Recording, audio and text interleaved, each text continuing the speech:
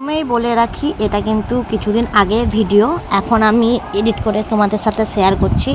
আমার ভিডিওটা এডিট করাই হচ্ছে না, তাই আমি ভিডিওটা তোমাদের সাথে শেয়ার করলাম এডিট করার পর। এটা সেই ষষ্ঠীর দিনের ভিডিও, যেদিন আমাদের জামাই ষষ্ঠী ছিল, সেই দিনকার এটা ভিডিও।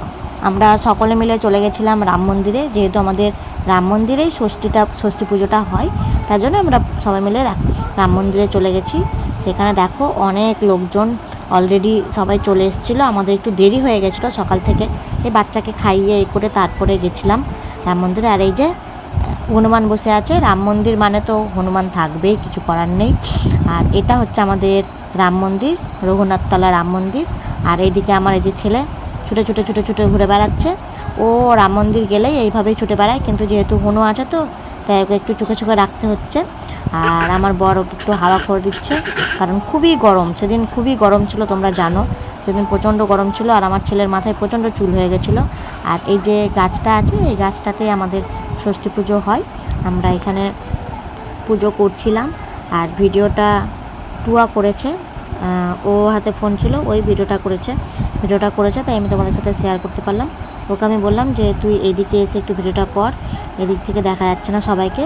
আমাদের ঠাকুরমশাই তখন আমাদের সবাইকে পুজো করাচ্ছিল, আমরা সবাই মিলে পুজো করে নিলাম। আর সেদিন কিন্তু প্রচণ্ডই গরম ছিল, গরমে সবার অবস্থা খারাপ।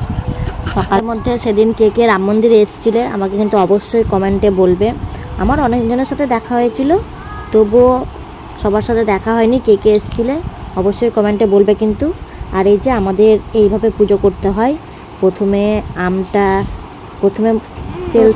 তেল সেঁদুরটা তেল আর হলুদ গাছের মধ্যে দিয়ে দিলাম। তারপর একটা সুতো নিয়ে গাছকে পরিয়ে দিলাম। তারপর আমাকে শাশুড়িমা বলে দিচ্ছিলেন, যা বলছিল আমি সেরকমই করছিলাম। প্রতি বছরই বলে দেয়, প্রতি বছরই ভুলে যায়। আর এদিকে আমার বড় যা বলছে, তোমার ভিডিও হচ্ছে, তুমি মাথায় কাপড়টা নাও। তারপরে আমটাকে ঘষে নিলাম গাছের মধ্যে, আর 3 বার দুধ দিয়ে দিলাম। এরকমভাবেই আমাদের কিন্তু ষষ্ঠী পুজো করতে হয়। তোমাদের কেমন করে পুজো করতে হয় আমাকে কিন্তু অবশ্যই কমেন্টে জানাবে। তারপর একটু পাখার মধ্যে একটু দুধ দিয়ে হাওয়া করে নিলাম। তারপর আমি খুঁজছিলাম আমার ছেলে বড়টা কোথায়, তা আমার ছেলের মাথাতে একটু যেহেতু দিতে হবে।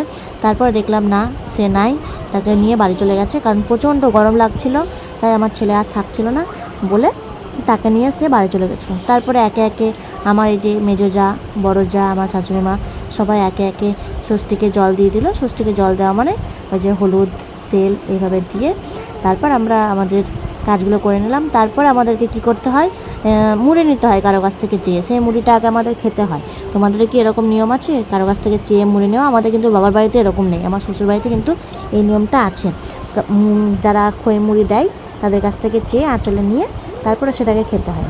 তারপর সেটার মধ্যে নিয়ে নিয়েছিলাম আমরা সেইভাবেই। আর এই যে এখন মেজো যা দিচ্ছে, পাখা করে নিল একটু, তারপর দেবে আমার বড় যা দেওয়ার পর আমার শাশুড়ি মা। তারপর আমরা বাড়ি চলে গেছিলাম। এখনও সবার দেওয়া কমপ্লিট হয়নি, একে একে সবাই দিচ্ছে। সময় তো লাগবে বলো, একটু আস্তে আস্তে তো কাজগুলো করতে হবে। আর কেমন ভিড় দেখছো, প্রচণ্ড ভিড়। সেদিন প্রচণ্ড ভিড় ছিল, কারণ সবাই রাম মন্দিরেই আসে, রাম মন্দিরেই আমাদের যেহেতু পুজোটা হয়।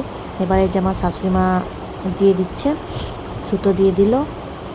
তারপরে আম ঘষলো, এই যে আমটা ঘষলো। তোমাদের কি আম ঘষার নিয়ম আছে? আমাদের কিন্তু বাবার বাড়িতে নেই, শ্বশুর বাড়িতে দেখছি আম ঘষা আছে। আমটা ঘষে তারপরে দুধ দিয়ে দিল একটু, দুধ দিয়ে দেওয়ার পর পাখাতে একটু হাওয়া করে দেবে, এরকমই এখানকার নিয়ম।